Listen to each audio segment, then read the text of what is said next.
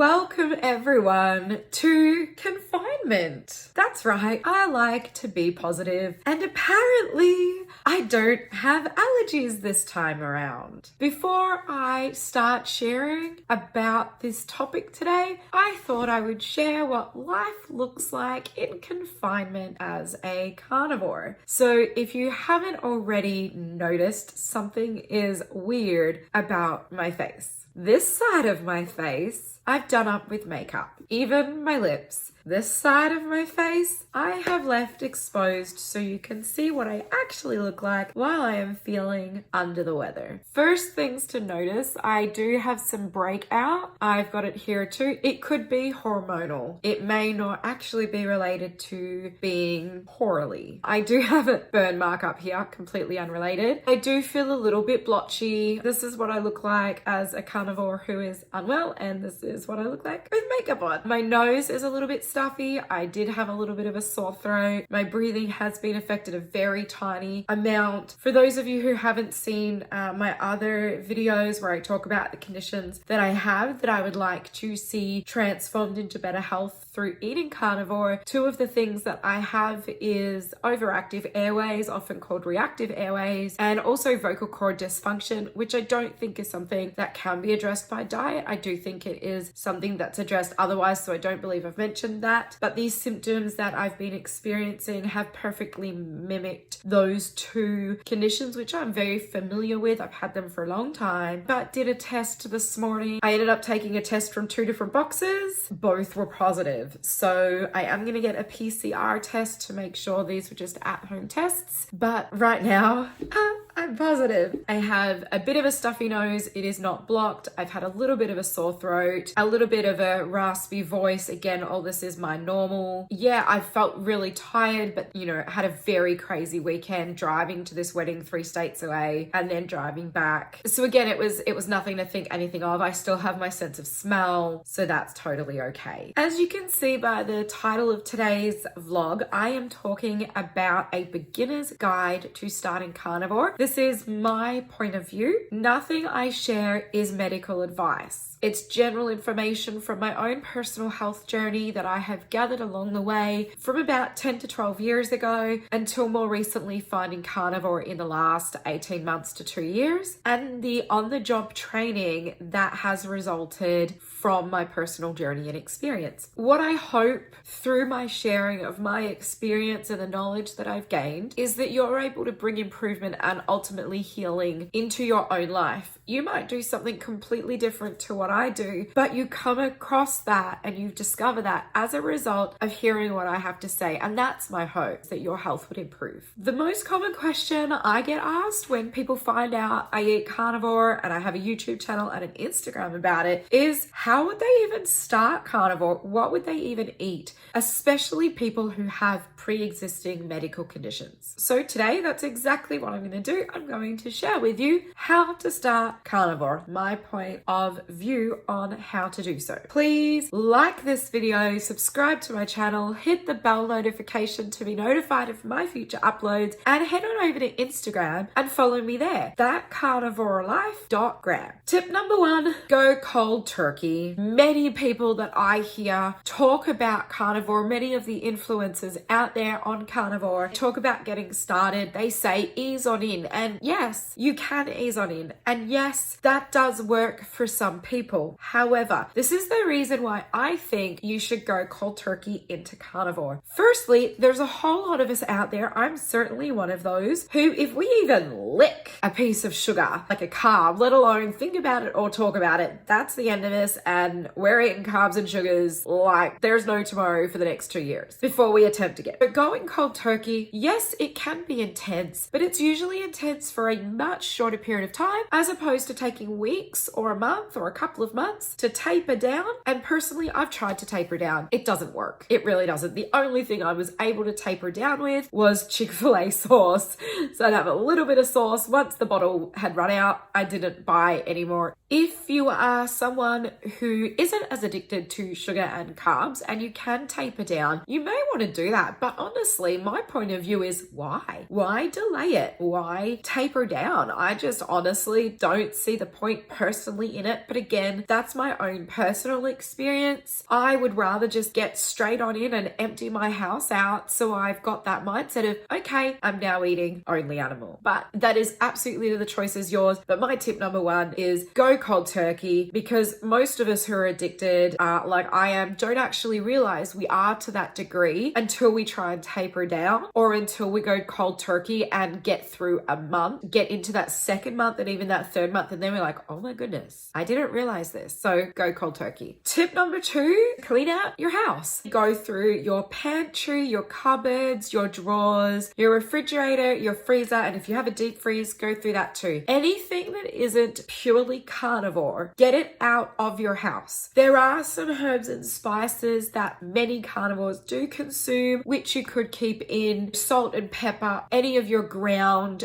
spices and herbs like coriander, chili, sumac, those kind of things. And then herb-wise, cilantro, chives, parsley. They're really not used all that often, but occasionally people sprinkle a few on their food. That could be a way that you taper down if you're wanting to go cold turkey, but not full cold turkey. But what about if you live with other people, children, a partner, housemates? I actually do. It's super, super easy. I have my own section in the refrigerator and the freezer. I really don't have anything in the pantry. What is in the pantry is my ghee, my salt, occasionally an extra spice, maybe some pork rinds. That's really all that is in my pantry. And any tinned meats like anchovies, sardines, you could put in your pantry as well. Everything else is honestly in my freezer. Every couple of days, I pull food out of the freezer and put it in the refrigerator to defrost so it's ready to go. So clean out everything that was only yours. All of your non-carnivore stuff is now gone. It's not a temptation to you. Pour dish soap over it in the trash can if you need to, so you're not tempted to pull it out of the trash can. Apparently, some people have done that. I am not one of them. Also, if you need to, write on some little bins that you put in the freezer or the refrigerator or the pantry, write your name on it. If you don't have room for bins, have little Ziploc baggies that you put your food in, write your name on those, just so it's easy to grab and go, and you know without a doubt that it's yours, and you don't have to even look on the other side of the fridge, freezer, or the other pantry cupboards to see if it's yours. Have a dedicated cupboard that is yours, so you're not opening the other ones. Obviously, if you've got young children, you're going to need to use willpower because you're making their food, and if you're not transitioning to them to a heavy meat diet, they're obviously still eating the snacks that you don't want to be eating. Tip number three, bulk shop. You can bulk shop anywhere, but Costco is my favorite place to bulk shop. Buying in bulk means that you're always going to have meat available, animal products available. I've occasionally got very low on finances and got down to my last piece of meat or two, but because I had bulk bought, that's what happened instead of running out. It was super helpful with bulk buying. It also ends up being cheaper, and you don't have to go out shopping as often, which also saves on gas and time. Also, you'll be surprised on how quickly you go through eggs. When I go to Costco, I get the pack of 5 dozen eggs. That's right, 12 times 5. That's the packet of eggs I get. You'd be surprised how quickly you go through that packet. And bacon, you go through bacon really quickly too. Try not to wait until you get low on your supply of animal products. Try to always keep that high, just so you're not running out, and it helps you to stay on carnivore and maintain the goals that you've set for yourself. Tip number 4, research carnivore and find community. Sometimes your community becomes what you find online. There's a number of people that I follow on YouTube: Dr. Ken Berry, Nisha Loves It, Steak and Butter Girl, My Zero Carb Life, which is Kelly Hogan, Laura Spath. I follow them on both YouTube and Instagram, and honestly, for a really long time, they have been my carnivore community, but that is expanding as I've got now a carnivore Instagram and a carnivore YouTube, and I'm constantly trying to find people in my current community who are carnivore so that we can meet in person. So that's something to do through researching. You build community because you know where you go for further information. Dr. Ken Berry has been one of my favorite resources. He's constantly releasing new information, constantly doing lives, fresh information, and that's super helpful. Helps you stay focused. There's a saying, show me your friends and I'll show you who you'll become. That's the same with carnivore. Show me your community and I'll show you how well you'll stick to carnivore and the goals you've set for yourself. Tip number 5, know where the bathrooms are and always be near one. Firstly, fortunately, that's only for a really short period of time. Once you've got through the withdrawals and the adaptation phase and the detox thing that you go through in that first period of time. It can be a week up to a couple of weeks, some people even 4 to 6 weeks. So once you get through that period of time, you really won't need the bathroom all that much. I personally, TMI moment maybe, I personally pee a lot. I say that I have the bladder of a gnat. But I'm more talking about number 2s. In that adaptation, detoxing, withdrawal phase, it can be pretty vicious, those bathroom visits. If you think you need a fart, you don't, so don't fart. Find that bathroom, sit on the throne, and just let your body detox. Point number 6 goes in line with point number 5. Start with leaner food options. Starting carnivore in this way by eating lots of chicken and turkey, leaner cuts of beef, not putting slabs of butter on top of your meat. It means your body's able to adjust more gently to this better way of eating, this proper human diet, as Dr. Perry and Nisha Loves It likes to call it. And it also helps your bathroom visits to not be as crazy. It might mean that your adaptation phase lasts a little bit longer,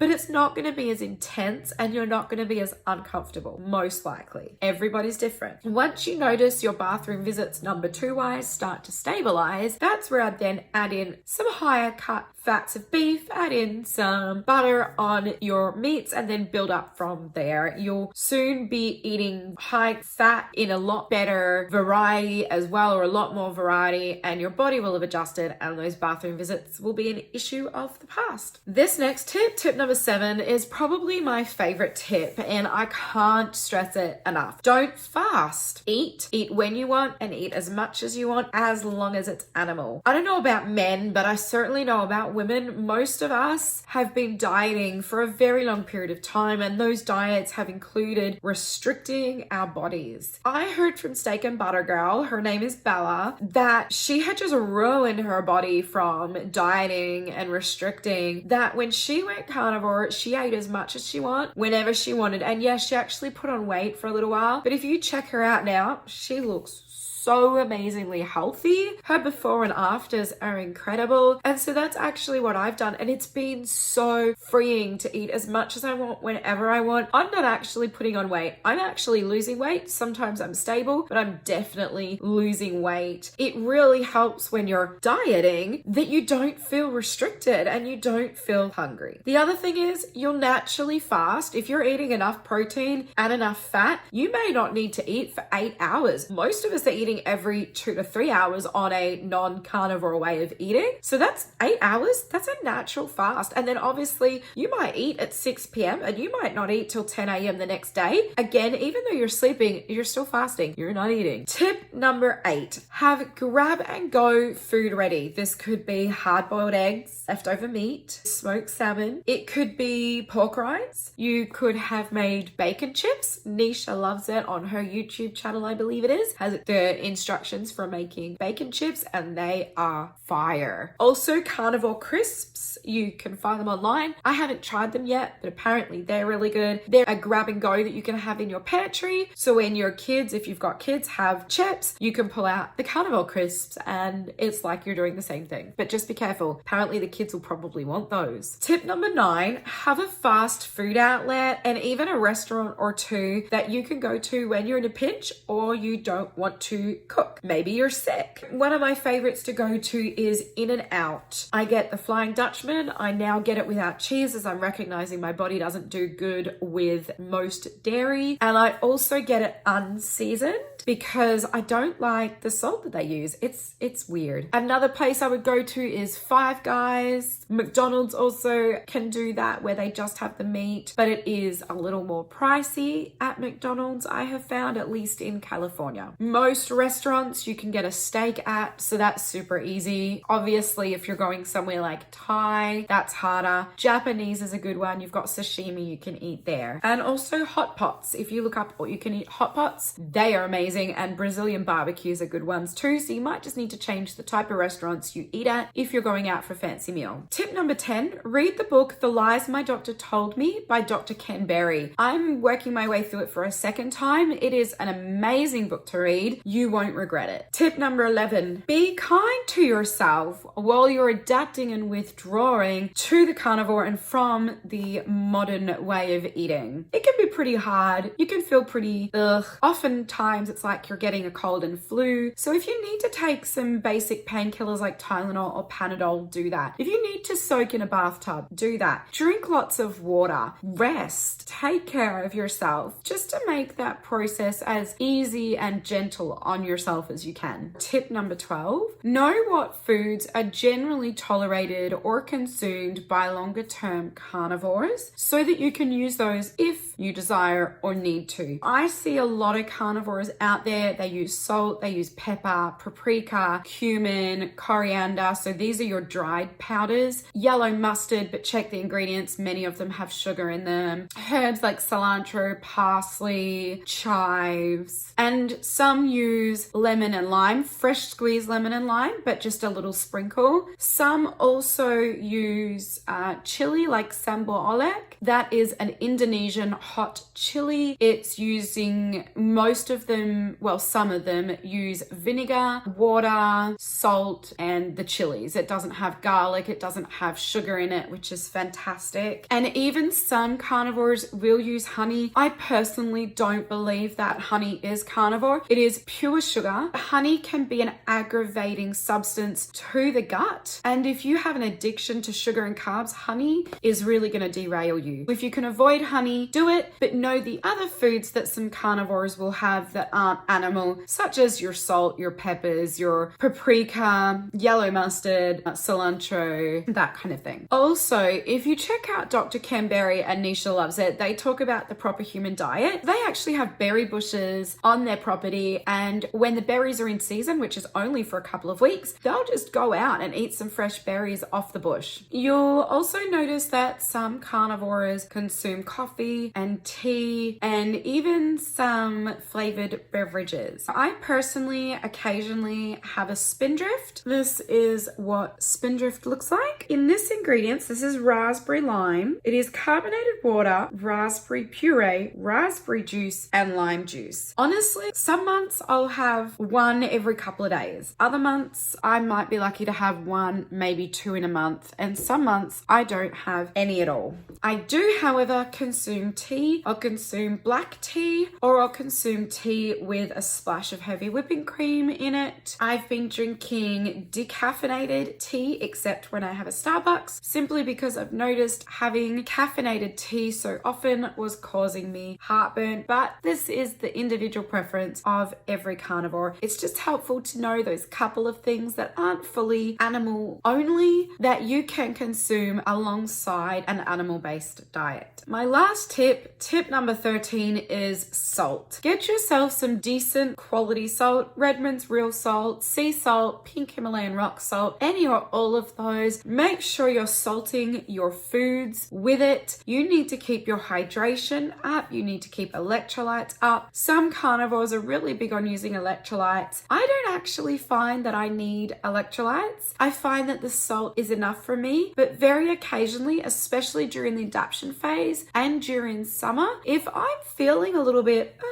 or I feel super tired, or I've got a headache, the first thing that I do is consume some salt. I'll stick it on my hand and lick it off. So I'll get a decent teaspoon into some water, stir it really well and scull that water. I know when I really need some salt because I actually enjoy drinking the salty water. I know it's gross. Using salt to stay hydrated is really, really helpful, and it's a really cheap way to keep your electrolytes up. To give a very quick update on how I'm going carnivore, last weekend I was at a wedding. I didn't manage to get a vlog completed and uploaded before I left, so we just skipped a week. I did that wedding that 3 days. I was traveling up one day, which was about 8.5 hours, the wedding the next day, and then driving back with a 6-month-old in the car. That trip was closer to the 10 hours, and I did that mostly carnivore. At the rehearsal dinner, I ate some pickles and I ate maybe half a handful of fries. At the wedding, I had a gluten-free cupcake and I had some veggies and some corn chips. It was a taco theme. So I had some iceberg lettuce, some tomato. I also had a little bit of sour cream, which I usually wouldn't have, even though that does fit into carnivore. Usually makes me feel not so great. On the next day was my most non-carnivore day. We had pancakes for breakfast. They were gluten-free. At lunch, I had a gluten-free bun with my burger, and then I had a gluten-free chocolate lava cake. And then the next day was actually my friend's birthday, and she wanted to treat me to a drink, which is, you know, what friend does that on their birthday? Actually, I do that when it's my birthday, so she was obviously just reciprocating. And I had a Dutch Bros mocha, and she got us some ice cream. So that was Friday through Monday. Since then, I've been strictly back carnivore. I have eaten ground beef, I've eaten eggs, I've eaten bacon, butter, and ribeyes. And I'm really loving ribeye steak, so that's what in fact, that's really all I've got left other than some ground beef in my refrigerator. Oh, and butter. How am I doing? I feel really great. My skin feels really great, except those few breakouts, which are either hormonal or due to being under the weather. My clothes are fitting amazingly. I do have lots of energy, even though I do feel a little unwell. My next vlog, I plan on getting you some measurements from pre-carnivore to now, and I might even do a scale weight as well, even though I find that not reliable. Please comment below any questions you have, whether or not they're related to my 13 tips regarding my point of view on how to get started carnivore or not. I will do my best to answer them. Please like this video, subscribe to my channel, hit the bell notification to be notified of future uploads, and come follow me on Instagram, thatcarnivorelife.gram. I try and post content daily. It's a little snippet into my daily life as a carnivore and what I eat and some of my thoughts around this whole journey. See you next time, and I'll give you an update on how I'm doing after a week of confinement and my first time being positive.